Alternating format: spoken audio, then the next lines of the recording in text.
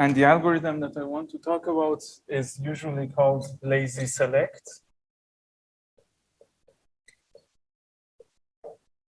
I'm going to consider a problem that we've seen before, especially when we were doing quick select, but I'm going to give you a completely different algorithm. And the idea here is, again, that the algorithm is going to be super easy, but its analysis is actually the part that really matters. So let's say that my problem is that I have as input some array A, and let's say that my array has n elements. So let's just assume that these are like n numbers again. And we assume that no two of the elements are equals and all of them are comparable. So you should be able to compare all the elements. And maybe I also give you some number k, and I ask you to give me the k's smallest element. But I just want to focus on one specific case, and that's the case where the output is the median. So you just have to output the median of the array A. And in order for the median to make sense, I just assume that the number of elements is odd. Now, the algorithm I'm going to talk about actually works for any given number k. So if someone gives you a number k and asks for the k's largest element or the k's smallest element, you can use basically the same algorithm, but it's easier to explain it using median. So I have this array. I want to find its median. And of course, one basic thing that I can do is to just sort the array and then return the middle item. That would be the median. So this gives me a runtime of n log n, because sorting takes n log n. But suppose that I want to do something simpler. So I want to reduce my runtime. I want to have, let's say, linear runtime. But I also don't want to do a very complicated algorithm. I just want to use randomization somehow. So here's a very simple idea. Let's say that this is my initial array A. So it takes a long time to sort this. It actually takes n log n, and I want to have a linear time algorithm. So instead of just sorting the entire array, what happens if I just sample a smaller array? So I randomly choose some subset of the elements that appear here. And since I choose them randomly, let's call this array R. So I pick a bunch of elements from A, and then I sort this one. And in order to sort it, I have to be sure that I don't have too many elements, so that my total sorting time on this smaller array is not more than linear time overall, more than order n. Okay. But then let's say I've done this. Let's say that I had this one which had n elements, and I took a smaller array that was m elements, and I sorted R, and this would take O m log m. But let's say that I chose m so that m log m is less than n. Now, what extra information does this give me about the median? So I want the median of the array A. But now I just have this smaller array sorted, but I can find the median of this smaller array, right? So let's say this is the median of my smaller array. Now, what I want to claim is that this median, if I trace it back in the original array, it should be close to the median of the original array, especially if this randomly sampled array is big enough. So maybe the median of the original array is, let's say, here. And then I want to say this median is close by. Okay. But actually, I want to formalize it in a different way. What can I do with my original array in linear time? So my goal is to keep my overall runtime linear. So what are the operations that I can do here in linear time? So one of the operations that we've seen over and over again is pivoting. I can just take one element as pivot and then divide all the elements of the array into the ones that are smaller than my pivot and the ones that are larger than my pivot. So can I choose a nice pivot from this second array that I have now sorted? Well, I can just take the median of this sorted array and I can use it as the pivot here. But it will then break my other array into two different parts, and it leads to a recursive kind of search, right? So let's say that I want to really keep my algorithm simple and I don't want to even do recursion. What else can I do? I can maybe take two elements from this sorted array. So let's say I have this sorted array and this is the median, and I just go forward by a few indices and I take some element here, let's call it U, and I go from this median backwards by some number of indices, and let's call that element L. And then I say, let's break the original array based on these two pivots. Because I can do a constant number of pivoting and it would still be linear time.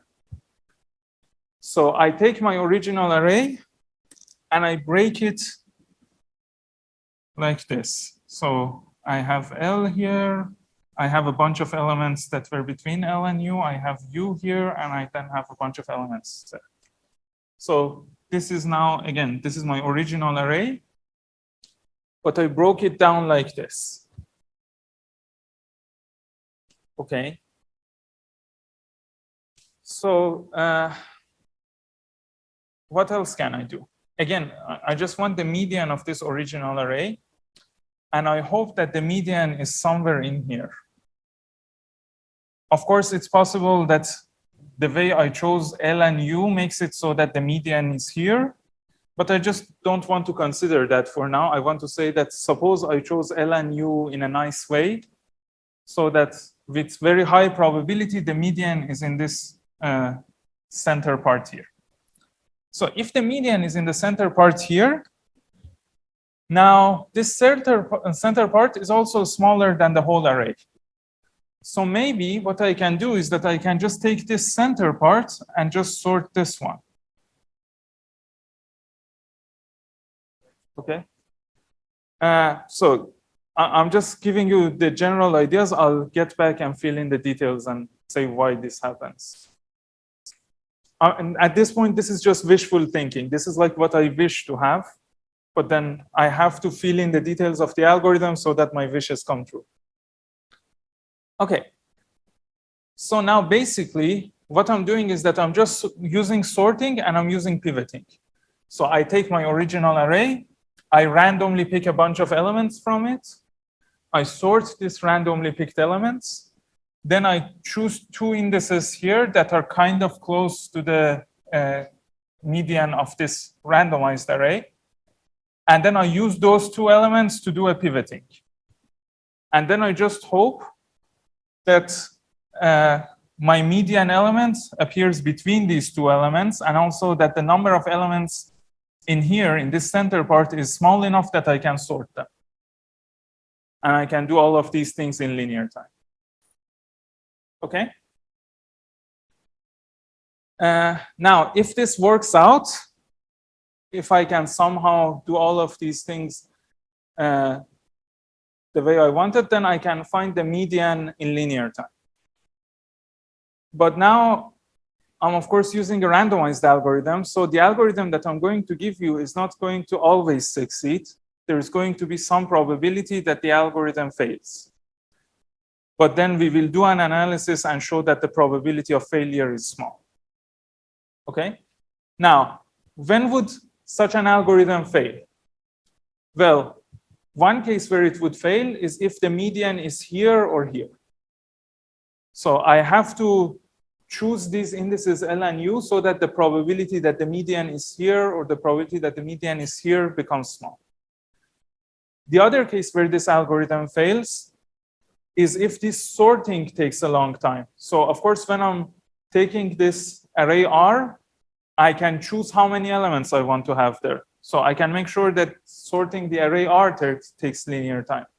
But then I have another sorting step here where I'm sorting this middle part. And I have to be sure that the middle part is also sorted in linear time. So I can change my randomized algorithm and I can say if the middle part was too large, or if the median was supposed to be in the left part or the right part, just say I failed. So the algorithm just stops and says, I don't know what the median is, I failed. But I will then find the probability, find the bound on the probability that it fails. Okay? So let me just write the steps of the algorithm, and then we'll talk about how the values are chosen. So step 1 is to just sample m elements uniformly at random from the array A and call these m elements R. Okay, this is step 1. Now, step 2 is just sort R.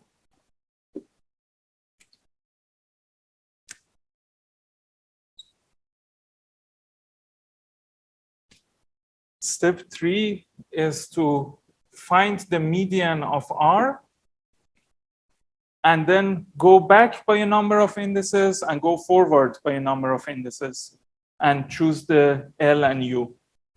So I would just say let L be the element of R that is at what index? Let's say it's at index the middle of R minus some other number. So I don't know what to call it. Let's call it alpha. And let R, or sorry, U be the element that is at R at position the middle plus alpha. Okay. Now I have to find a good value for alpha later. Step 4 is to use L and U as pivots in the original array A. So use L and U as pivots in A. And so let's give these things a name. So I say this is A1, this is A2, this is A3. So I just divide A in this format. So I just write A as A1, L, A2, U, A3. Okay? Now, what should I do then? So first of all, if the number of elements in A1 is more than half of all the elements, my algorithm would just fail. Because I said that my algorithm wants to find the median in A2. And if the median happens to be in A1, I just say I failed. So this is step 5. I say if A1 has more than half of the elements, is more than n over 2, then it should just fail.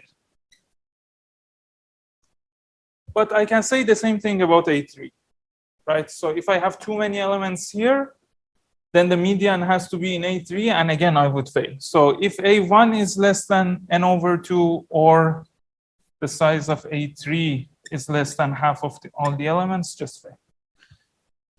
But I have one remaining constraint, and that's that I should be able to sort A2. So I have to say that if A2 is too large, also fail. So another constraint that I would have here is this in the frame? Does it work? Okay. So I say if any of these two things happens, or if A2 is large. And how do I say large? Again, I have to just invent some other parameter. So I say if A2 has more than beta elements. If it's too large, then in any of these cases, just fail. Okay? And the last step is quite easy. It's just sort A2 and output the median, because you know how many elements you have before A2. So you know what the index of the median would be in A2 if you sort it. So this is the last step.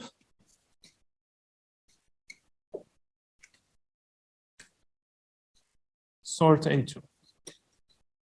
And of course, then return the median.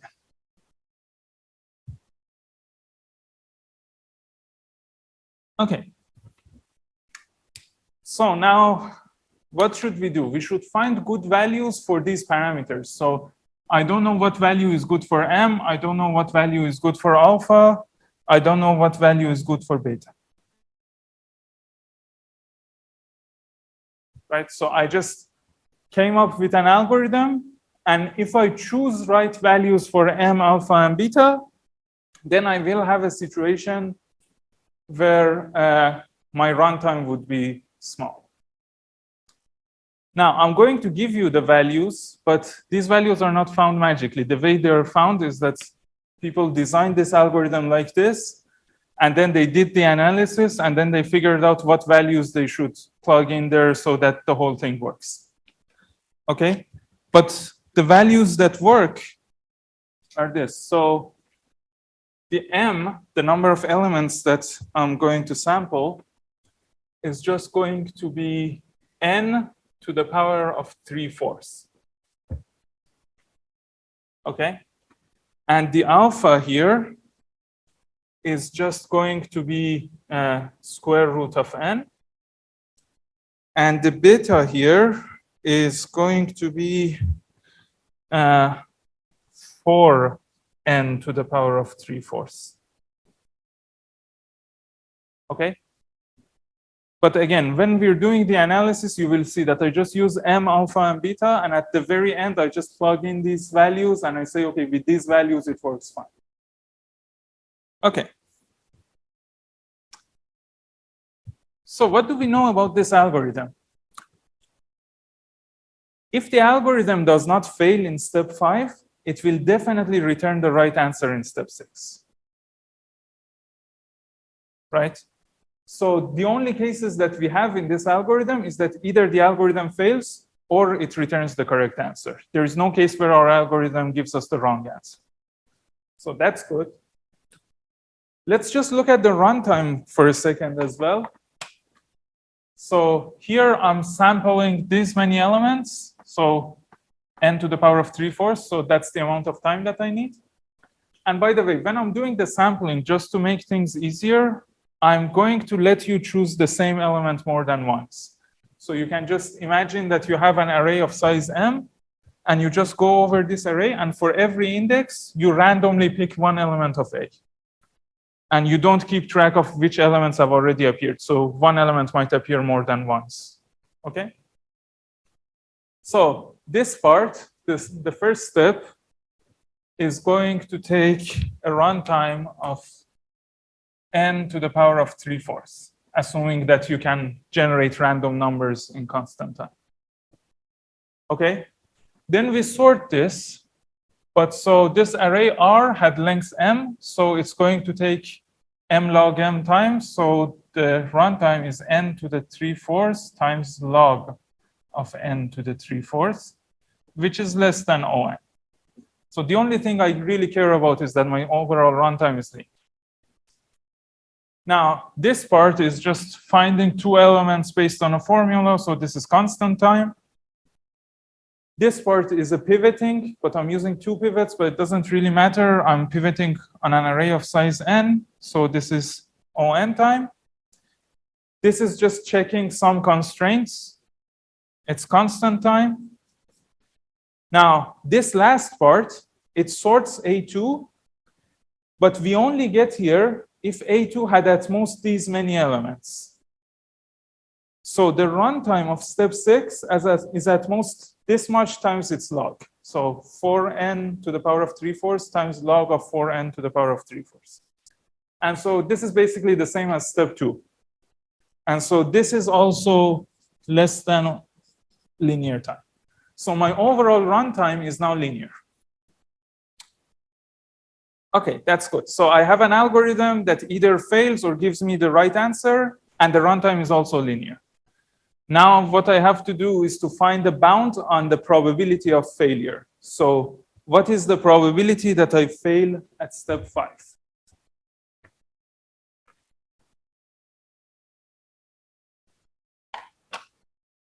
Okay, I'm going to write it like this. So probability of, I'm just going to write it like this, but you know what I mean. That step 5 fails. Okay, so if we fail at step 5, what does it mean? It means that one of these 3 conditions have happened. So I can just use a union bound and say that this is at most the probability that when I get there, the size of A1 is greater than half of all the elements, plus the probability that the size of A2 is more than half of all the elements, plus the probability, sorry, this was A3, that the size of A2 is, what was it? Beta. Okay. Now, do you agree that these 2 probabilities are basically the same? Because everything is symmetric here. So this is twice the probability that my first part, A1, has more than half of all the elements, plus the probability that my second part, A2, is really large. So A2 is greater than beta. Okay. So let's use the techniques that we learned in the previous session to find the bound for both of these probabilities. So what is the probability that the size of A1 is more than n over 2?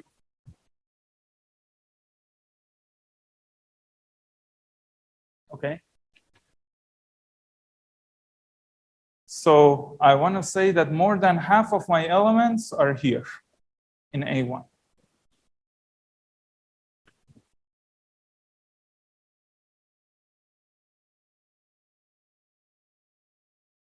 Any ideas? How would you do this?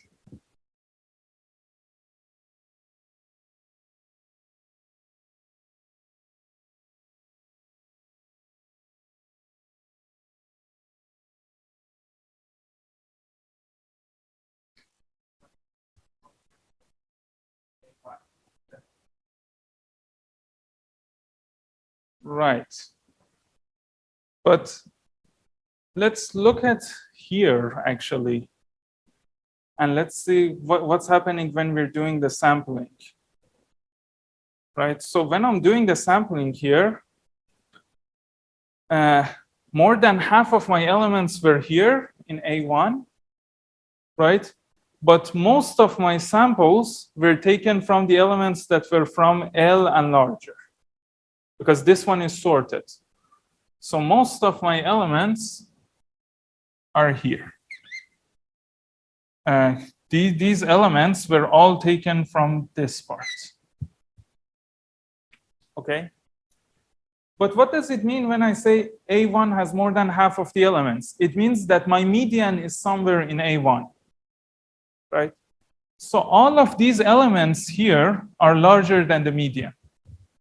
So all of these elements here in the R array from index L all the way to the end are also larger than the median. Okay? So how many elements do I have here from index L to index M? Let's say I have M minus L. I mean, there is a +1, but I don't really care about that. It doesn't really affect the analysis. Okay.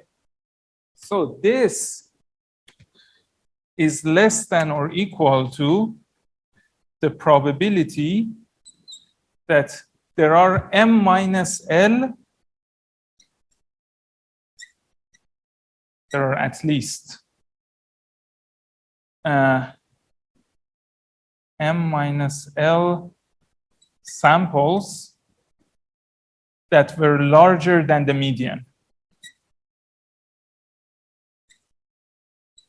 And when I say median, I'm always talking about median of A, which is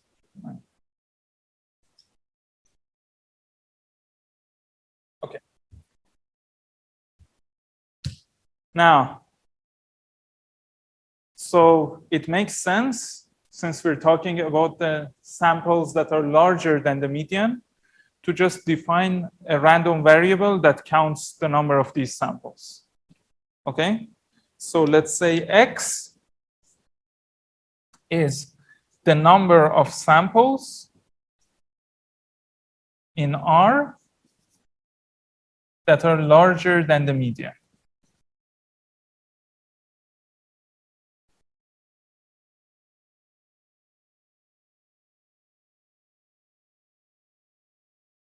Okay? So this thing is basically going to be the probability that X is greater than or equal to m minus L. Right? And again, I can continue my analysis with just m and L, or I can just plug that thing in here. So this is the probability that X is greater than n to the power of 3/4 minus, okay. So L was the half minus alpha. So this would be this thing divided by 2 plus alpha, but alpha was just square root of n. Right? So I had a total of n to the power of 3/4 elements, and this is n to the power of 3/4 divided by 2, and this is another square root n elements. So the number of elements greater than the median has to be at least this much. Okay? So now this is good, because I want to find a bound on a probability that looks very much like the probabilities that we were bounding using Markov's inequality or Chebyshev's inequality last time. Okay. But actually, in this case, Markov is not very interesting, so I want to apply Chebyshev. And if I want to apply Chebyshev, I have to know the expected value of X, and I have to know its variance. Okay, so let's try to compute those things. Let's try to compute the expected value of X and the variance of X. So the first thing I can do is that I can just write X as a sum of indicator variables. I can say X is X1 plus X2, so on to Xm. And basically, Xi is 1 if my I sample is larger than the median. Right? Okay. So if I define it like that, what is the expected value of Xi? Or in other words, if I just take one sample, what is the probability that that one sample is larger than the median?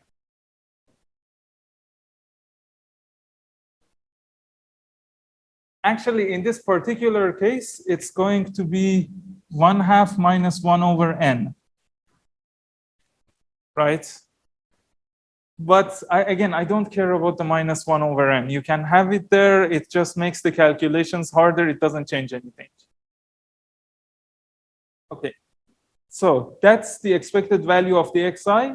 So the expected value of X is just going to be the sum, right? Because we have linearity of expectation. I want to write somewhere else. Okay, let me just write here.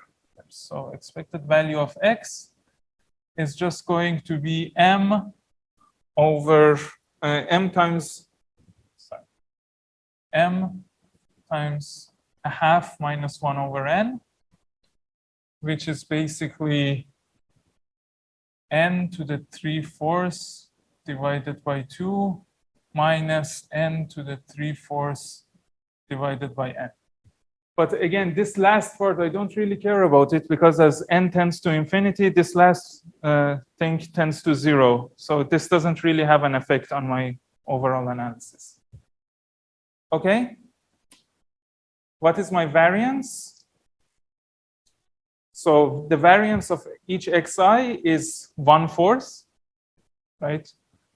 You can just use the definition for that. Actually, again, it's 1/4 minus 1 over n squared. But again, we have those things that we don't care about. And all the xi's are independent. And this is the part where my assumption of sampling comes into place. So I said that when I sample, I can take the same element more than once. I did that so that I make sure that these xi's are independent. Okay? So now that the xi's are independent, I can say that their variance is the variance of x is the sum of the variances of all the xi. And the variance of each xi, so variance of each xi is just 1/4 minus 1 over n squared. And so I can say that the variance of x is m times 1/4 minus 1 over n squared. And again, this is n to the 3/4, that's what m was, divided by 4, minus n to the 3/4 divided by n squared. And again, these parts, they are irrelevant. Okay, nice. Now I have the expected value, I have the variance. What would Chebyshev say? So what was the Chebyshev inequality? Let me just write it here, small. It said that the probability that the difference between the value of x and its expected value mu is more than, let's say, a, is at most what? It's at most the variance of x divided by a squared. So this is the probability that I want to look at. I want to know what is the probability that x is more than this much, but the expected value of x is basically just this first part without the square root of n. Okay, so what I'm looking for is that it's okay, less than or equal to the probability of x minus the expected value of x, or minus mu, has to be square root of n. Now, again, I have those ridiculous things as well, but I don't care about these small things there. So you can add it, it just gets more complicated, but it doesn't really change anything. Okay. And according to Chebyshev, this is at most the variance of x divided by n, because square root of n squared is just n. So this is at most this thing, n to the power of 3/4 divided by 4n.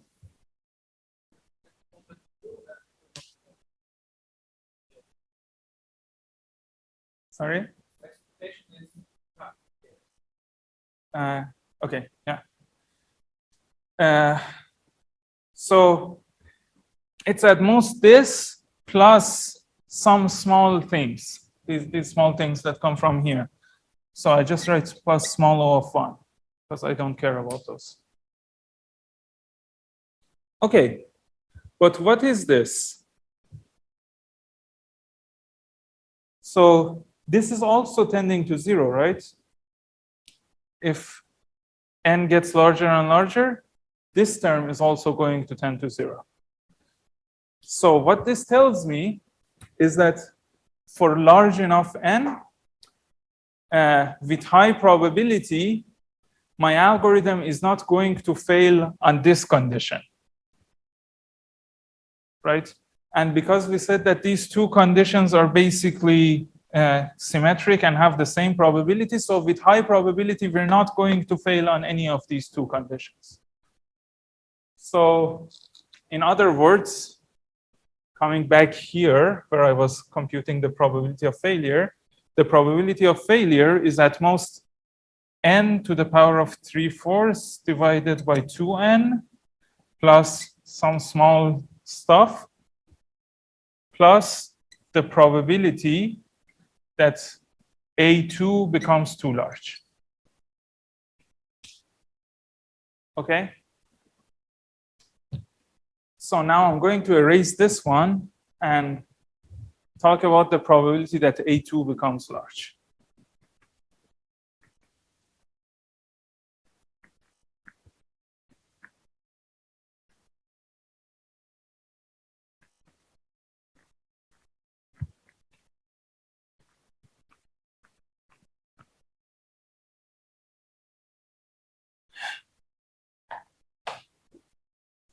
Okay, we want to find the Chebyshev bound again. But we just have to define our variables maybe a little bit differently.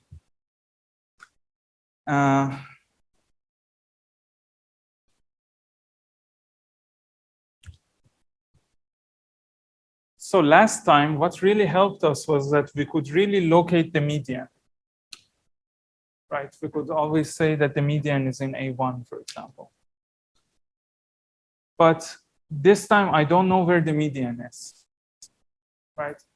But I've already found a bound on the probability that the median is either in A1 or A3. So those probabilities are all accounted for here. So maybe I can change this thing a little bit. And instead of saying that the probability of failure is at most this much, in this last part, I can say plus the probability that the A2 is large. But I can make this conditional.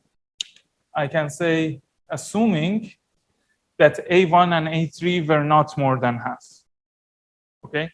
So I can say, assuming that the median is in A2. And I can do the same thing here. I want, because I've already covered all the cases where the median was in A1 or A3. Okay, so if my median is now in A2, I have a little bit more information, but I don't know much. So I want to find the probability that the size of A2 is more than beta. And as I've told you before, this is the value we're going to plug in. And the only thing I know is that the median is somewhere in A2. It might be at the beginning of A2. It might be at the end of A2. I don't know where exactly. Okay.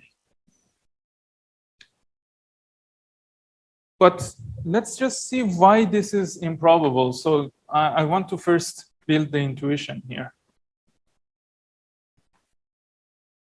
So if this A2 is really large, what does that mean? That means that I took a bunch of samples from my original array, and I started from the median of these samples, and I went a little bit to the left. So I'm going square root n elements to the left. And square root n is actually much smaller than m, which is n to the power of 3/4. Okay, so I start here, I go a little bit to the left, and I go a little bit to the right, and suddenly I'm covering a lot of the elements in my original array. So a lot of the elements in my original array are between L and U. That's why this is not very probable, right? Because if I take some chunk, let's say if I take 50% of my randomized array, my sample array, I expect it to cover almost 50% of my original array, right? But what's happening here is that I'm taking a tiny proportion of my samples, and it's corresponding to a huge proportion of my original array. And I want to say this is not going to happen. Okay. How would I say that? So I have my median here in A2, and I know that A2 is large. A2 has at least beta elements in it. So I can say there are two cases. Either half of the elements in A2 are larger than my median, or half of the elements in A2 are smaller than my median. Okay, because I want to somehow turn it back into the previous case where I was talking about number of elements that are larger than the median. Okay, so we have two cases. Let's say case one is that at least half of the elements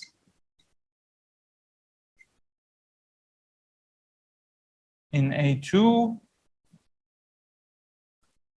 are larger than median.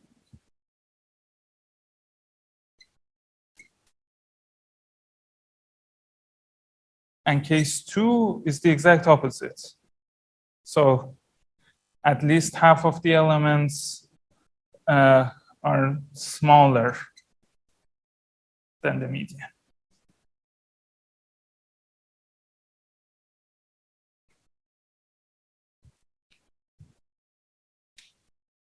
Okay.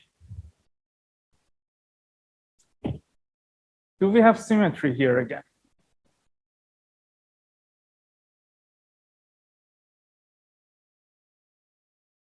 Yes, because you can just look at how we did the sampling, and actually these two should have a similar probability.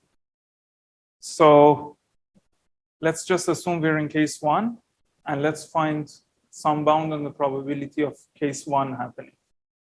And then we can basically do the same analysis and say that the same bound holds for case two. So now I just have to find the probability of case one. So this is the probability that I want to find. The probability that number of elements in A2 that are larger than median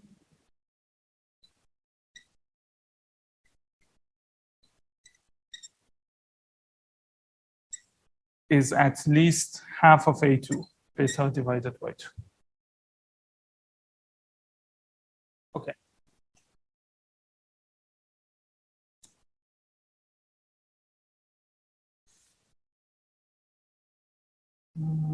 Let's see.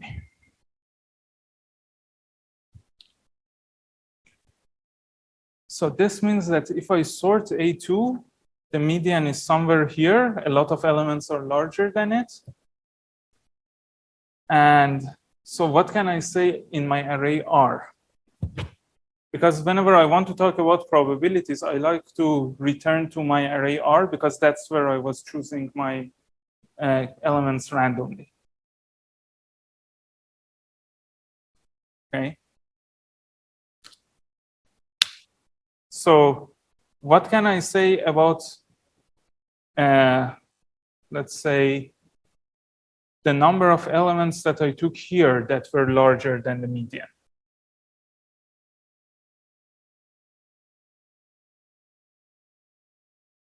So I know that L is smaller than the median. That's not very useful. I know that U is larger than the median.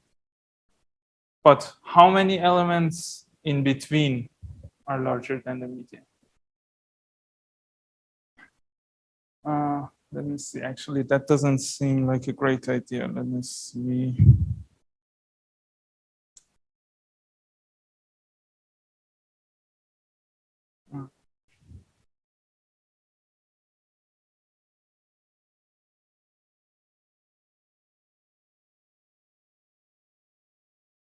Mm-hmm.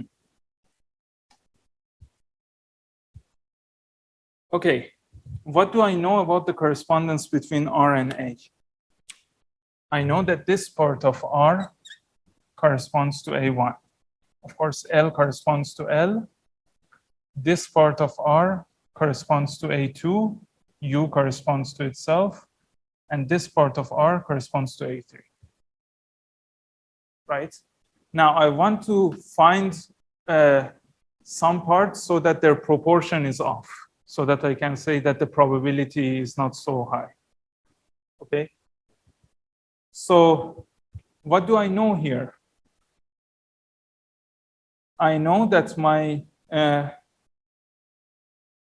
median elements is somewhere here, and a lot of A2 is after my median elements. Okay, and all of A3 is after my median elements. And what do I know about these sizes here? So I know this size, the size of this part, has to be m minus square root n, right? But this part is now mapped to A3. And I think that A3 is going to be small. Why? Because I have the median here, and then I have a lot of elements that are larger than the median. So I cannot have too many elements in A3. That's the intuition. Okay. So what is the index of U in A? Or in other words, if I sort A, if I somehow sort all of my elements, I'm not going to do that in my algorithm because it takes a lot of time. But assuming that it was sorted, what would be the rank of the element U? So I have my median here, and then I have beta divided by 2 elements after the median, right? So the rank of element U is almost the median plus beta divided by 2, maybe plus or minus 1. Again, I don't care about plus or minus 1 here. Okay, so this is what we know. We know that rank of U, let's say in A, is, well, the median was at position n over 2, and U is getting at least beta over 2. So this is more than n over 2 plus beta over 2. That's what I know about the rank of U. But now I want to see that, okay, here in A3 I have very few elements, but here after U I have by definition half of M minus alpha elements, right? So here I have a lot of elements. So how would we bound this? Well, I can just say, let's give a name to this. So let's just compute this first and then give a name to it. So it's n over 2, and beta was supposed to be 4n to the power of 3/4, so plus 2n to the power of 3/4. Let's give a name to this value. I'm just going to call it, let's say, t. Okay. So the probability that I have is that I want to find a bound on the probability that the number of elements that are sampled and are larger than the t's element is a lot. So I need to have a lot of elements like this. Okay. So this is how I'm going to now define my variable. I'm going to say that I use the same variable as before, but with a small change. So I say x is the number of samples that are larger than the t's element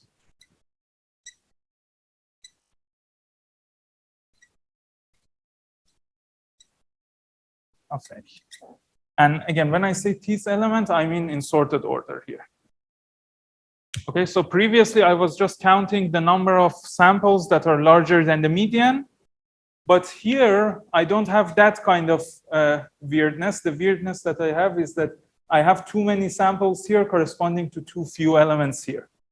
So I define my variable x as the number of these samples, number of samples that are larger than the t's element of A. Okay? And then again, I can do the same thing as before. I can say x is x1 plus x2, so on to xm, where each xi is just an indicator variable. So xi is equal to 1 if the I sample is larger than the T element, and it's 0 if the I sample is smaller than the T element. Okay, now again, let's do the same exercise. What is the expected value of xi? Or what is the probability that xi is 1?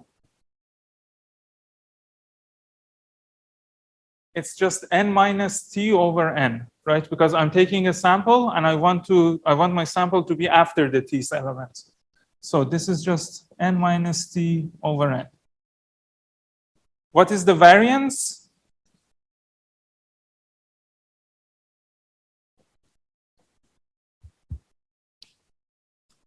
So if you have a 0, 1 variable that is 1 with probability p and 0 with probability 1 minus p, the variance is just p times 1 minus p. So the variance here is just n minus t over n times t over n.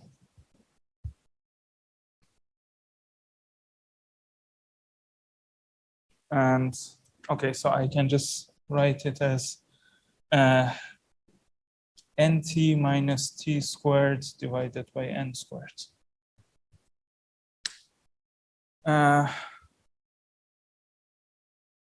Okay. So now, what is the expected value of x? For expected value, we always have linearity of expectation. So I don't even need independence here. The expected value of x is just the sum of expected values of every other xi. So I'm really running out of space. Let me see, do I need this picture anymore? Probably not. I'm not completely sure. I might need it because I might want to explain more. Okay, so you remember the steps of the algorithm now. So I'm just going to erase these ones. Okay, so the expected value of x is just the sum of the expected values of xi's, which means that it is m times n minus t divided by n. Okay, what is the variance of x? This is again the part where we have to use the fact that the xi's are independent. And because the xi's are independent, the variance of x is just the sum of variances of xi's. So this is just m times n minus t over n times t over n. Okay. Now, what is the probability that we're trying to bound?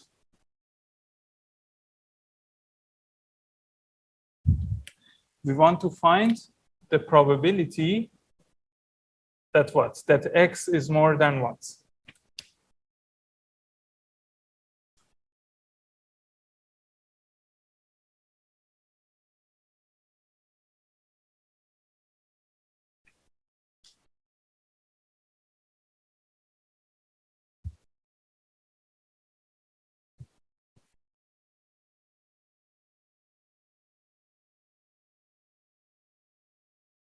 So x was the number of samples that are larger than the T's element of A.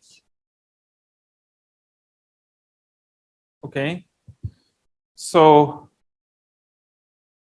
if the number of samples that are larger than the T's element of A, then I can look here and I can say that they're probably this part. So how many samples do I have in this part? I have m minus square root n. Right? So I want to have at least m minus square root of n. Let me see. My notes are saying something different. Let me just.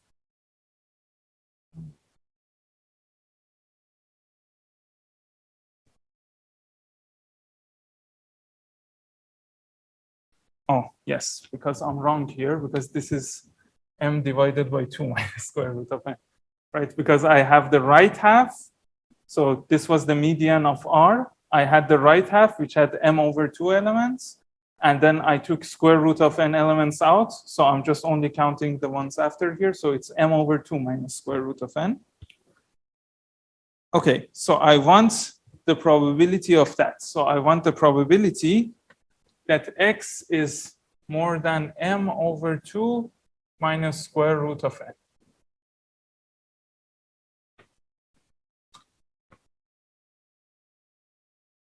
Okay.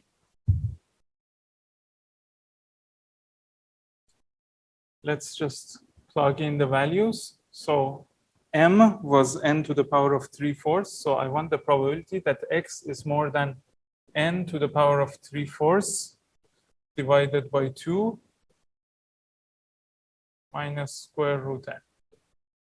Now, how does this connect to the expected value of x? So you have to just write all of these things based on n. And as usual, I'm too lazy to do algebra. So m is just n to the power of 3/4, right? And t was just this thing. So just put all of them here and you will find the expected value of x only based on n. Okay?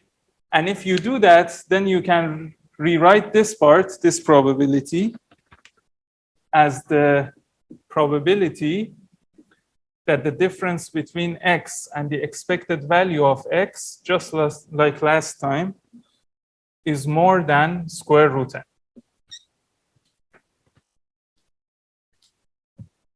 Okay?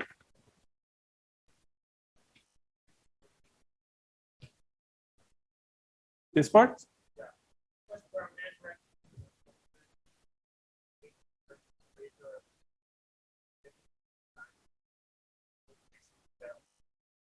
Okay, so what I'm doing here is that I'm finding first a bound on the index of u, right?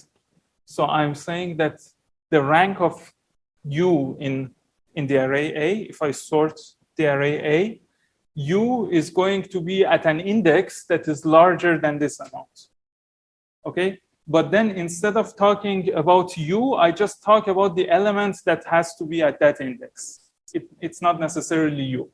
So I just say that index is t, and I say what is the number of samples that were larger than the t element. So here I have a bunch of samples that are larger than u. And I know that u was larger than the t element. So I must have at least these many samples that are larger than the t element. And so the number of samples here is just half of this array minus square root n, because I took that was the definition of u. I took the middle point and I went right by square root n steps. So I should have at least these many elements that are more than the t element. And again, I have a lot of variables here. I have m, I have t, but all of them are ultimately defined based on n. So just put those variables in this formula, and then you can rewrite this like this in a nice way. Okay, so now this is the probability that x differs from its expected value by at least square root n. And just as we saw before, this is Chebyshev. So the probability is at most the variance of x divided by square root of n squared, which is just n. So this is going to be at most the variance of x divided by n. Now, again, what is the variance of x? You can, again, put those numbers there. And ultimately, what you see here is that this is less than or equal to n to the power of 3/4 divided by 4n. Okay. And again, I have to go back to telling you that the way that this algorithm was designed was that people just put unknown values there. So they had m, alpha, beta, and so on. And they found all of these inequalities based on those values of m, alpha, and beta. And then they just found the right values so that all of these probabilities become small. And that's how the algorithm works. Okay. So now this one, and okay, there is also, as usual, plus a small o of 1.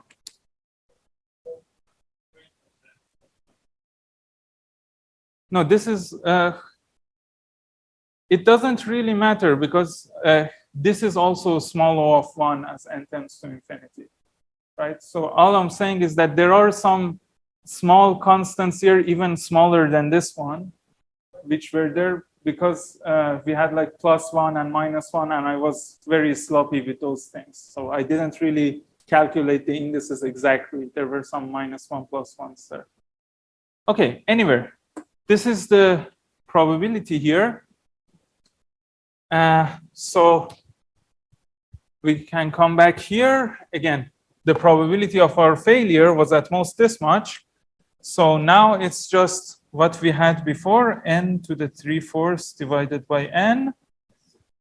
We had a half before, and we have a fourth now. And I have a small thing like this. Okay, what really matters here is that this is with low probability. So as n tends to infinity, this probability tends to 0, right? So for large inputs, the probability that my algorithm doesn't work, the probability that my algorithm fails is really small. For small inputs, if you have really small inputs, you can just sort them, right? So that's the way we get linear time overall. So now I have a linear time algorithm for finding the median. Again, the analysis of the algorithm was kind of involved, but the algorithm itself is super easy. You just take your original array, you sample a smaller array from it, and the size of this smaller array is n to the power of 3/4.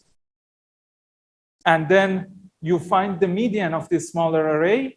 You go forward by square root n indices, call that u, go backward by square root n indices, call that l. Then you use u and l as pivot, break your array into 3 parts, sort the middle part, find the median in the middle part. Yeah, if we fail, we just fail.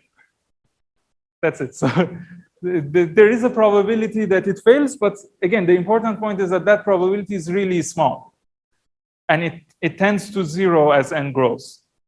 So if in practice, when you implement this, you can just have a while loop and try this over and over again. So if you failed, you just do it again.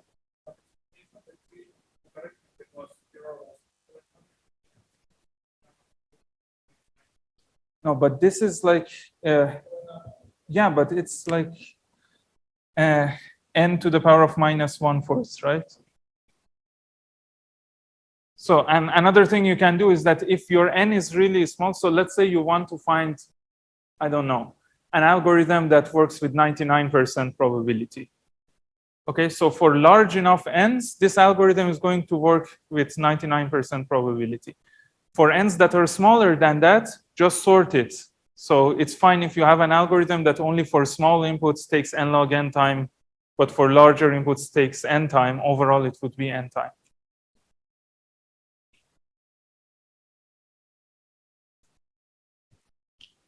Okay. So now we have very little time, but I'm just going to go ahead and tell you what we're going to see in the next session. And in the next session, I'm going to give you some better tail bounds, better than the bounds that we saw from Markov and Chebyshev.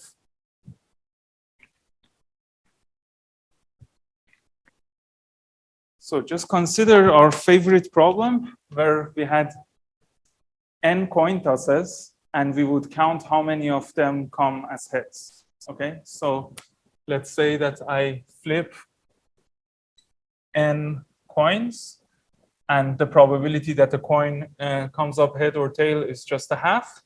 And I say x is the number of heads, basically. Okay.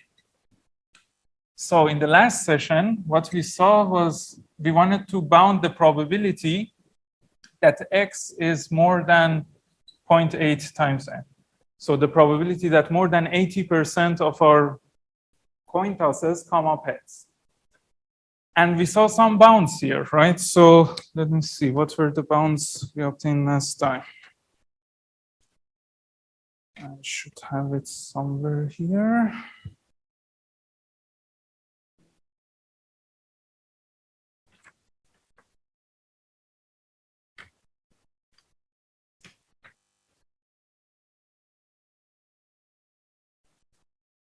Oh, okay, I have it here. So we saw that according to Markov, this is at most 0.625. And we saw that according to Chebyshev, this is at most 2.78 divided by n.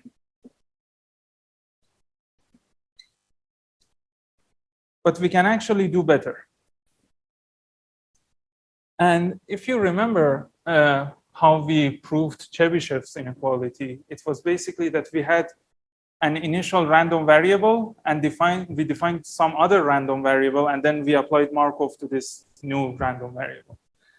So we can do something similar, but we can change the random variable a little bit. So let's say that x is a random variable, and let's say that it's real valued. So it's a real valued random variable. I define another variable, and I call this one, let's say, y. And I define it like this. I say it's e to the power of t times x. Okay? And I'm not going to choose a value for t right now. So you can just imagine that y is dependent on t.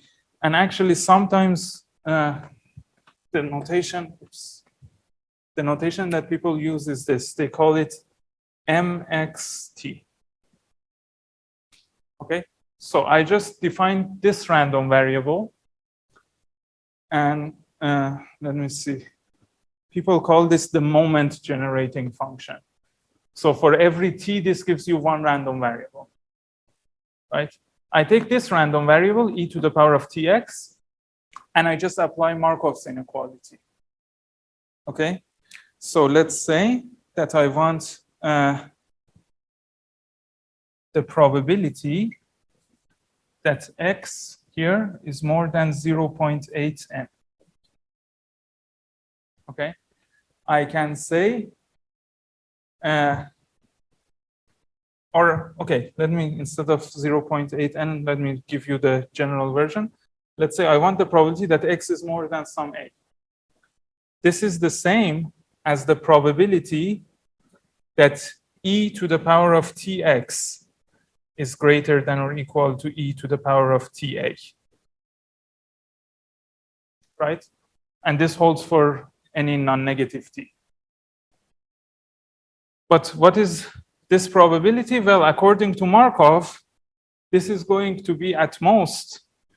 So now I'm taking this one as my random variable. So it's going to be the expected value of e to the power of tx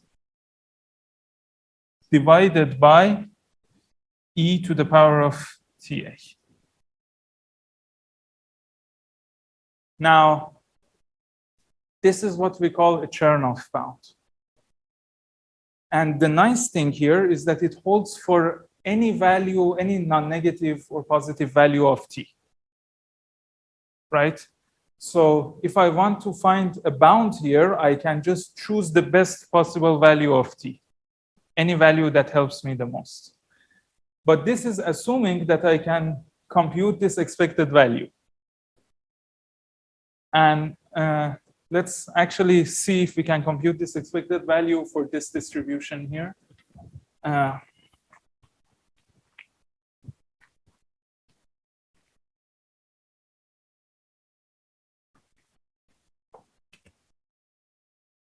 Okay, so x is the number of heads. So as before, we would just write x as a sum of indicator variables. So I can just say that x is x1 plus x2 all the way to xn. right? And each xi is basically 1 with probability half and 0 with probability half. It just tells us whether the coin was heads or tails. Now, what can I say about e to the power of tx? So this is going to be e to the power of t times x1 all the way to xn. So this is just e to the power of tx1 times e to the power of tx2, so on, e to the power of txn. Right?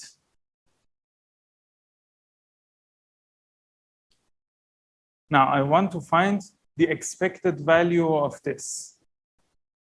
How would you find the expected value here?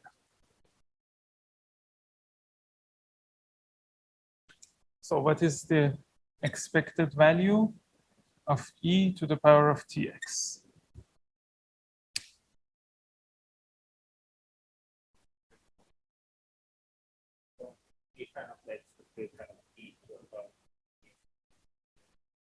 Why? Oh, okay, because they're independent. Yes. So x1, x2 to xn are independent. So if I take some function of some independent variables, that's also going to give me independent variables. So these are all independent. So this expected value is just a multiplication of the expected values of e to the power of txi. I from 1 to n. What is this expected value? So if I have just one xi, what is the expected value of e to the power of txi? So with probability half,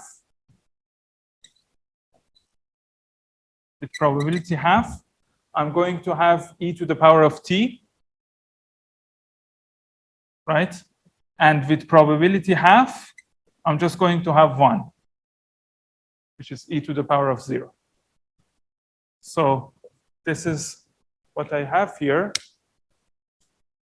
But now I want to find some sort of a bound on this. Okay.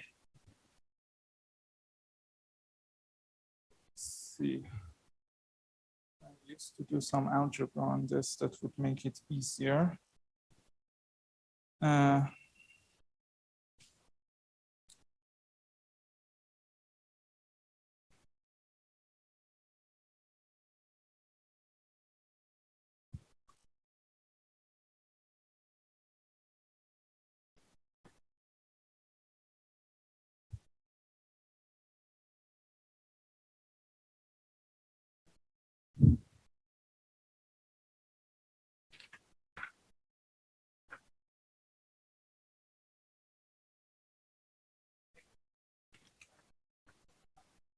Yeah, I want to somehow approximate this, but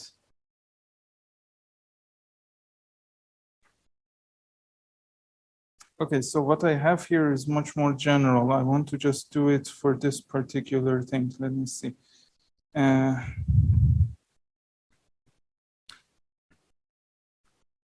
Okay, so let's say that I want the expected value of e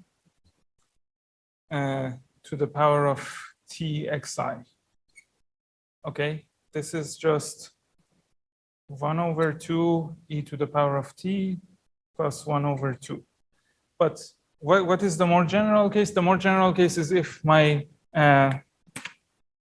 my coin came up heads with probability p and tails with probability 1 minus p. So I can write this for any p. And this is less than, just let's take the 1 out and let's factor by p. So p et minus 1. And now here I can use this idea that 1 plus x is at most e to the power of x. Right? So I know that for every x, I have this. So here I can say that this is at most e to the power of p et minus 1. And of course, in our case, P is just a half. So here I can say this is I from 1 to n of e to the power of a half times e to the t minus 1. Right? Okay. But now I can compute this, right? So I don't generally like computation, but this is e to the power of n over 2 e to the power of t minus 1.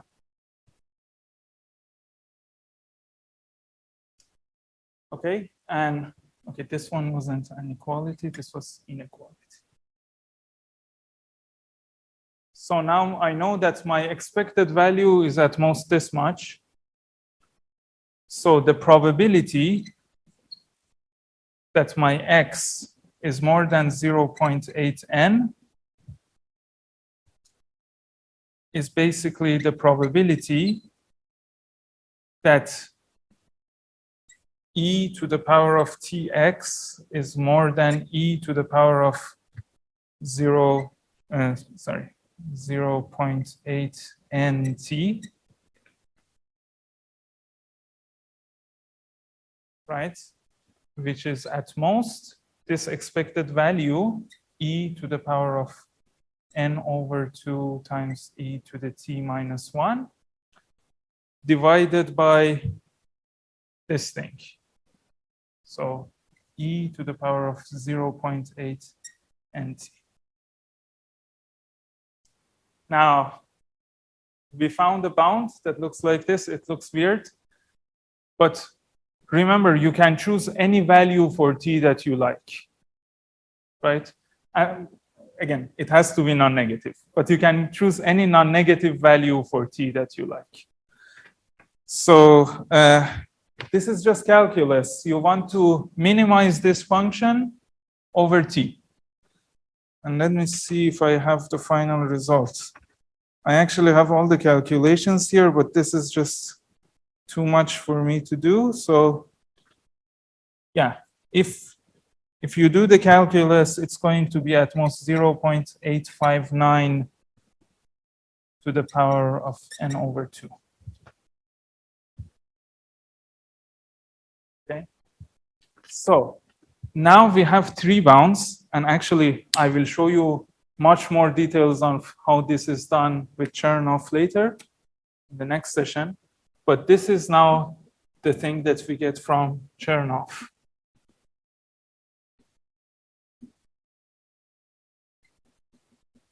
Now, if you look here, the bound that Markov gave us was just a constant. It just said that the probability is at most 0.625. Not that great. The bound that Chebyshev gave us proved that this is going to happen with low probability because we had divided by n. So this tends to 0 as n tends to infinity. But the bound that Chernoff gives us is so much better because this is now a constant that is smaller than 1. And we're basically raising this constant that is smaller than 1 to the power of n divided by 2. So this is going to be a much better bound. But again, next session, I'm going to talk much more about Chernoff. The thing that I want you to take home from this session is that we got Chebyshev by applying Markov to a new random variable. We get Chernoff in a similar way. It's just that the definition of our random variable is a bit weird. It's e to the power of tx.